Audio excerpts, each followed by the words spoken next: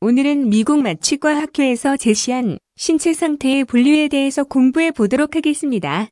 미국 마취과 학회에서는 수술을 앞둔 환자들의 신체 상태를 분류해서 이에 따른 수술의 위험성 등을 쉽게 예측할 수 있도록 하고 있습니다. 클래스 1은 신체적으로나 정신적으로 질환이 없는 건강한 환자입니다. 클래스 2는 경한 전신 질환이 있으나 생리적 기능 장애가 없는 환자입니다. 예를 들어 현재 흡연을 하고 있거나 사회적으로 필요한 음주 정도를 하는 경우, 임신한 상태인 경우, BMI가 30에서 44인 비만도를 가진 경우, 고혈압 당뇨를 가지고 있지만 조절이 잘 되고 있는 경우, 경도의 폐질환이 있는 경우 클래스 2로 정의합니다. 클래스 3는 신체 기능의 장애를 초래하는 중한 전신질환 환자를 의미합니다.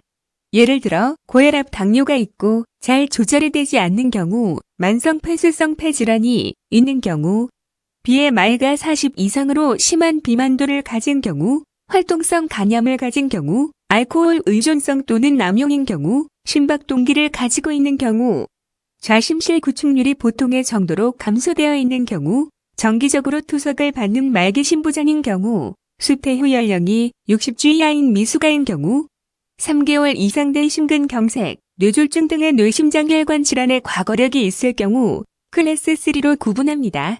클래스 4는 생명에 위협이 되는 전신질환을 가진 환자이며 3개월 이하의 최근에 심근경색, 뇌졸중 등의 뇌심장혈관 질환의 과거력이 있을 경우, 심장 허혈이 계속되고 있거나 밸브에 심각한 이상이 있는 경우, 좌심실 구축률에 심한 감소가 있는 경우, 폐혈증, 파종성 혈관 내 응고가 있는 경우, 급성 신장 질환이나 말기 신부전이 있으나 정기적으로 투석을 받고 있지 않는 경우입니다.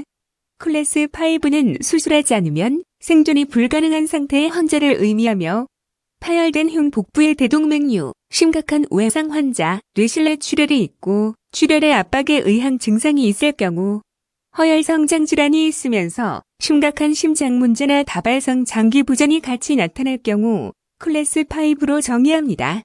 클래스 6는 장기 공여를 위해 수술이 예정된 뇌사 환자입니다.